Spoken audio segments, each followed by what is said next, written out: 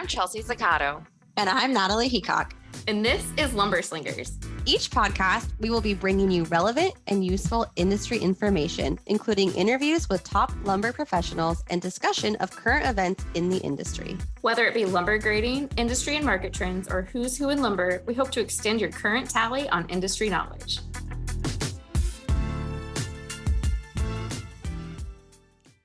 Hello, welcome to another episode of Lumber Slingers, today's hottest lumber news. Good morning. I'm still nasally. That's just your new sound, I think. Yeah, maybe it's I you. actually am wondering, I don't remember if I told you guys this last week, but I have lost all sense of smell. So will I ever get it back? No one knows. Food tastes like shit. Nothing's good anymore. So you can still taste something. It's just shit. Yes, you're right. No, I had a cookie yesterday and I love a cookie. Didn't taste like And anything? it was like cardboard. I was like, Did you finish it? no, I didn't. And Trent, and that's how you know. Yeah. I never don't finish a cookie. Is that proper English? Works for me. I never not finish a cookie. I So don't know. It could be a blessing in disguise Nothing's though, good. for someone like me that's beefy, because I could lose a lot of weight if nothing tastes good. I know. Well, hey, if I you want a know. sinus infection, come on over. All right, well, maybe I'll just, send me some. You can send me some. Mail me a little sinus infection, and then, knock on wood, I'll just only lose smell. That'd be kind of good for me.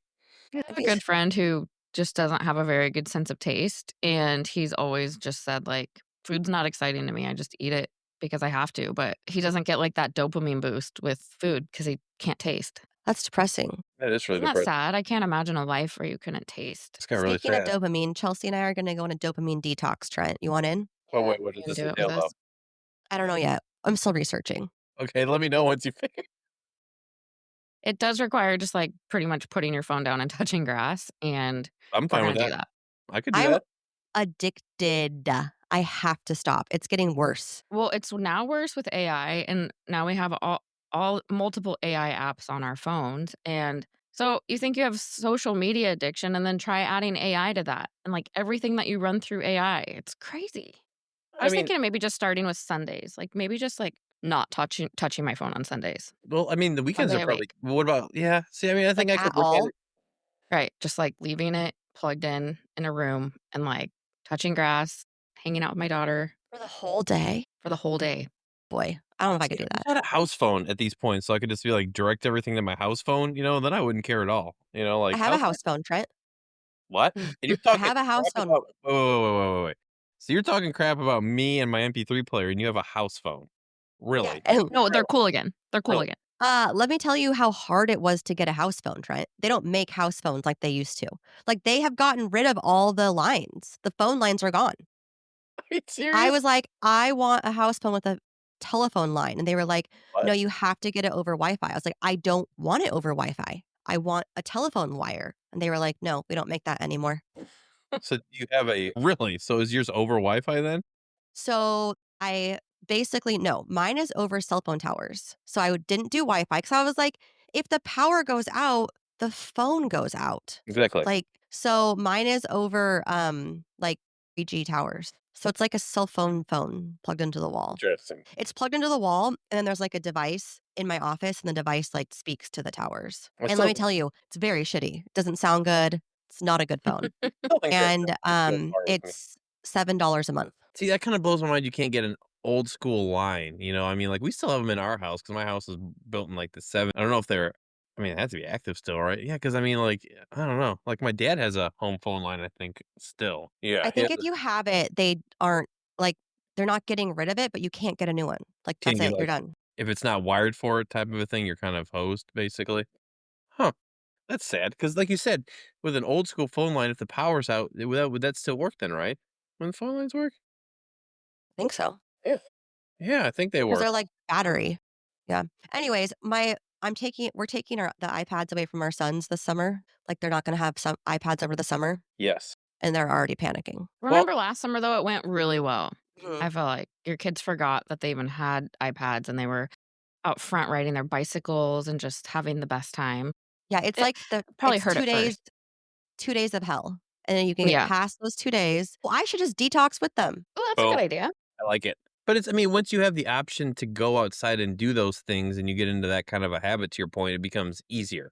Yeah, Like, for right now, sure. it's just like everyone's just riding the high. All the kids are they can just go outside in general. There's like, last night, Quinny had her first baseball practice, and it was kind of a makeshift one because we had so much rain the past 2 nights, and so we were on a little area that was somewhat dry, but after the practice, all of the kids started playing in the water and in the mud, and it was awesome to watch. Like, all the boys, like, mud wrestling basically in the The Trent's gone, and we're gonna carry on the news without him. Yeah, so there's some big things happening this week. First of all, lumber prices are at 5.23, up from a Ooh, dollar you're from going last week. backwards. I like this. Yeah, yeah, those are I mean, let's hit them with what they need. It's kind of flat, I would say. I mean, no big movements, but I did overhear 2 by 4, like, number 2 is really hard to get right now. That was, like, kind of office chatter that I was hearing about. People can't find it, so I that's feel like my office chat we should do, like, a section called office chatter. I mhm. feel like my office chatter is really positive, like, good weather, good sales orders, like, we're getting past Q1. Yeah, well, that's good. That's optimistic. Yeah, I feel, you know, the Montreal Wood Convention was this week, and I think supply one of the takeaways I heard from some of the narrative coming out of that show was, supply is a concern, but also just obviously this show is in Canada, so how people are moving forward with what's going on with Canada and the US and how to mitigate business with duty and tariffs and look who's coming back. Look who is coming back. Also, this week, interest rates are down. Yes, and I heard a rumor that by the end of the year, they're projecting that it'll be sub 6%. Again. again. For a second. They'll go back up again. So apply immediately for Yep. Christmas. Mortgage rates declined this week to a 4-week low at 6.3%. Wow. Kind of a This is Wow. in misleading it makes it sound like I mean, it was like 6 weeks ago, it was at like 5.97. right. Like, I oh, know. Freddie Mac's chief economist said, "This is a meaningful improvement for home buyers." Is it? Depends on what meaningful is to you, but yes. Trent, we started since you left us, we're going backwards to forwards. Yeah, so we started with the lumber prices. Heard a little like, bit about what we heard, quick.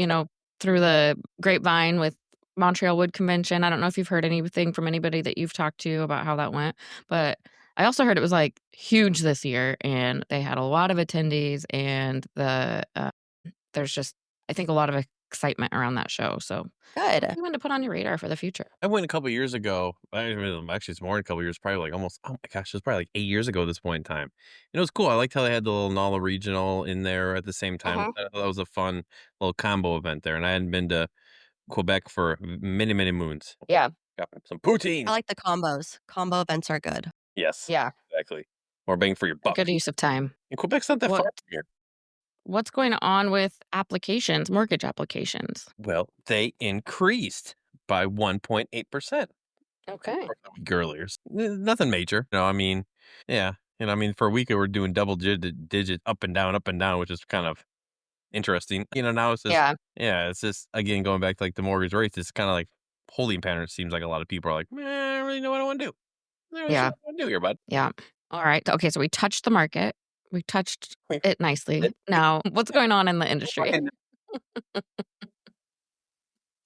And we just had a nibble. Well, outside of the market nibble that we have, some other fun news happened this week. So I was just trying to, get a nice little cross section of some interesting things. So first thing that came out that was one of the most read articles was the Mirax group acquiring the former Errington Cedar sawmill. So that one Yes, we had heard did about that. close down. I forget when it closed down. I'm blanking out now. I should know I this. think it was 2019, I think is what I read. Hopefully, it'll work out good for the area as well. Yeah, hopefully. I remember in my early days at our company, I heard a lot about Errington Cedar, a lot of good things. They were a really, well-established, Western red cedar mill, and some really nice sticks of lumber came out of there, so I wonder, excited. like, from an operational standpoint, what that's like. Like, do you just turn it back on? How Got to dust. That's what I heard. You got to dust. gotta dust, Best, I'm sure. probably put a little bit of oil in there, A little and, off we go to the races. And that's why you listen to this podcast for the deep technical analysis of restarting a sawmill. Dust and oil. Yep, dust and oil. That's it. That's right. All it takes, guys. That's all it takes. Dust and Yeah. oil. But, I mean, in this market and what we've seen the last couple of years in Oregon and Washington Pacific Northwest with mills shutting down, it's a bright spot to see a mill start back up. So congratulations to Absolutely. them. And Thanks for keeping it going. Patrick Lumber isn't the only one starting a mill around here. Yeah, all right. That's right. Other moves that have happened over the past week was some promotions. Sierra Forest Products announced that Eric Larson is been promoted to Chief Operating Officer, and also Upper Canada Forest Products, which are affiliated companies, announced the same press release that Jeff Floyd has also been promoted to Chief Operating Officer, also known as COO. Am I correct that there are no headshots in this press release? Unfortunately, yeah. I was bummed about that too. You know how on this podcast we love a good headshot. Loves But That's a good true. headshot. I got you. I got you. Because there's another promotion that did have a headshot, and I was a big fan of the headshot. Nation's Best. Great headshot. It's a great one, right? They promoted Kim Heffley to, again, COO. I mean, it's been a big week for COOs. If you're a COO and you get it, you're getting promoted to it. All right. So it's a good week for that. And so they announced that, and her headshot, awesome. Love it. Like she Oh, looked she's so like, happy. I love right. it. And that's why I was Hmm. so happy. It made me smile. That's a great presence. Yes. Great picture. Kim, I give you a 10 out of 10. Bingo. Like like I literally opened up. I was like, oh, I'm happy now. No, Yeah. like I wanna meet from her and like talk to her I for know, sure. right? I mean, I think meet I with want to her. hug her. Like, she looks like you hug her when you Right. meet her. She's Yeah, a she has. hugger. She's gonna respond, "I am not a hugger." Yeah, please don't touch Do me. not hug me when you see me in person, please. Well, congrats to Kim. That's a huge promotion. That's awesome to see. So, especially with her 30 plus years of experience. An awesome headshot. She doesn't look old enough to have 30 plus years of I I wish know. I That's what I was. was thinking. I thought the same thing too. I was like, "Is that possible? Okay, whatever." Well, maybe she started when she was 10. Yeah. You never know, right? You never know. Some people do, a paper route. Some people start in the lumber industry. You never know. It was a whole different discussion. Another announcement that came out on a different aspect, I mean, a different complete angle is Goodfellow reported their first quarter results that had ended as of February 28th this year. So the press release are very basic. So I just want to kind of go over the high level stuff, because we're going to be getting a lot more of these as this month ends into early May, actually. So for Goodfellow, it said for the first 3 months of their quarter, they reported a net loss of 3.17 million compared to 111.2 million the previous year as well. They list their EBITDA. Not on here. You Mm. can go and get their full results, and that's where they broke them all down there. I mean, you'd have to actually look at their full results though to be able to get any of that. Their explanation was excessively cold winter, elevated interest rates, high household debt, and tariff concerns weighing on construction activity, especially in central Canada. Oh, well, time to warm up, guys. Sun's coming. Sun is a coming. Sun is a coming. And in the last article I pulled, I just thought was interesting because it kind of tied in what we've been speaking about recently when it comes like transportation costs and things like that. And it was from the Associated builders and contractors. And the headline just kind of just to give you an idea what it speaks about is oil prices contribute to March surge in construction material prices. So that's literally what we've kind of brought up the past few weeks on here. So I thought that was kind of an interesting concept for the article. So one blurb from it says that, overall construction input prices are 4.8% higher than 1 year ago, while non-residential construction input prices are 5.4% higher. Prices decreased in 2 of the 3 energy subcategories last month. Natural gas and unprocessed energy materials were also down 51.7 and 7.7 respectively, while crude petroleum prices were up 20.2% in March. Chill. There's a lot to get there, but up, and up. Yeah. That's Well, it now costs me $148 to fill up my diesel tank. yeah. Um, yeah, it was $60 for me to fill up my car when I was driving down to the mill and back, and usually it's $45. I'm What kind of car do I'm you up about 15 bucks, just like a nice little CX-5. Its name is Drake. Yeah, I'm up $50 per fill. have? You have a much bigger gas tank than me.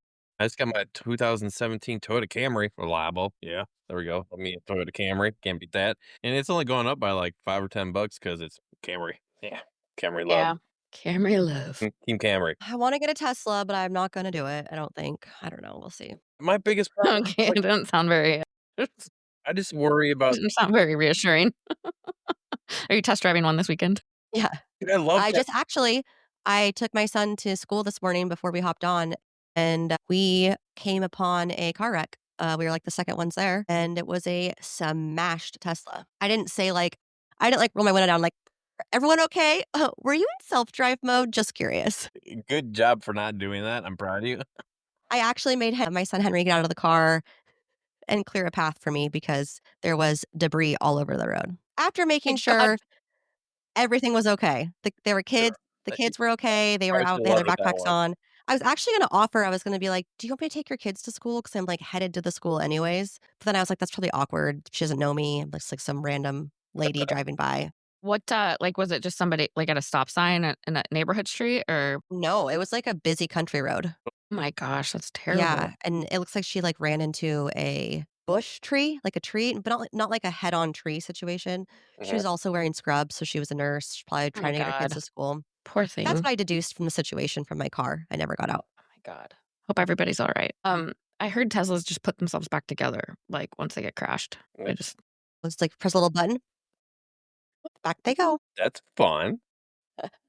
well, I know we're about to wrap up, but I think I wanted to mention this to you guys. I sit on the board for the North American Forest Foundation, and we really need help right now. So I just wanted to give a little shout out to NAF today because we have a wait list for 1,300 back to school kits, which basically just promotes our industry, teaches kids about the lumber industry, that trees are good and all the products that are made with trees and byproducts of trees. And so it really promotes our industry, the next generation understanding our industry and be curious about it and also putting it in a positive light. So, and it we have a wait list of 1,300 people right now waiting for a kit. We're fundraising money to print again. So we're asking for it's $100 for a kit is the cost. So we're just looking for $50 sponsors to get on NAV, North American Forest Foundation.org, make a donation. It's really, really simple. It's a nonprofit. 501c. It's a nonprofit, so you can write it off. But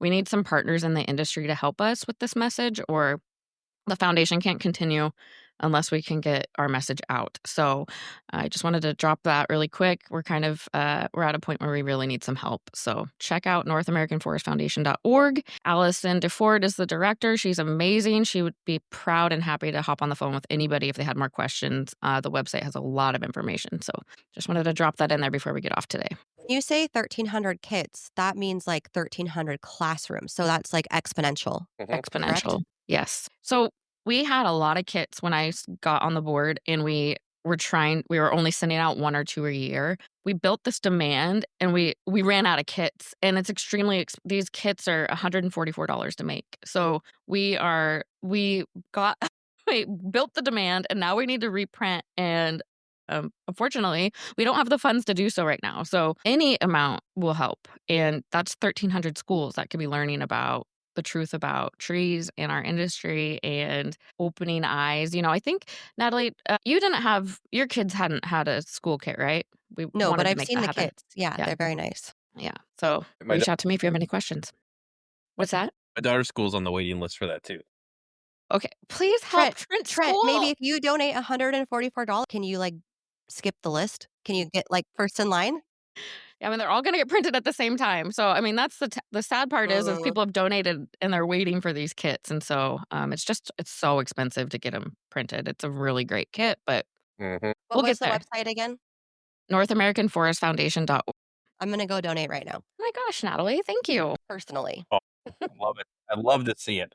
We appreciate your support. Of course. Be like It's Natalie. a good cause. Be like Natalie. Donate today. Oh, there's a big orange button in the corner. Yeah, it says "Mm." So, when you get to the website there and you go to donate, you can just make a one-time donation. You can sign up for a reoccurring monthly. We have a thing called a Canopy Club where it's like $12 a month, reoccurring that you can donate. We have 30 members of the Canopy Club right now. We're really trying to get to 300. So that's another option if you don't want to make a big donation and maybe you just want to put aside what you would pay for Netflix every month, they're helping the industry stay relevant and move forward. And we all care about it. That's why we're all here. And it's a really great cause. Yes, it is. And teachers are already spending a lot of money out of their own pocket in public schools already. And so we don't want to pass the cost along to the schools. We want them to have these kids. Literally, teachers are angels All and right. they should not have to spend any more money than what they already spend because it's amazing what they do. Yeah. So it's a future forester, maybe a logger, maybe a professional, maybe an engineer in these schoolrooms right now learning about what kind of career opportunities they have. So thanks for letting me. I'm going to step off of my little soapbox now. I love Thanks All it. for right. joining us today. Everyone have a happy Friday and a wonderful weekend and donate to NAF. Yes, Donate yes. to NAV. Donate.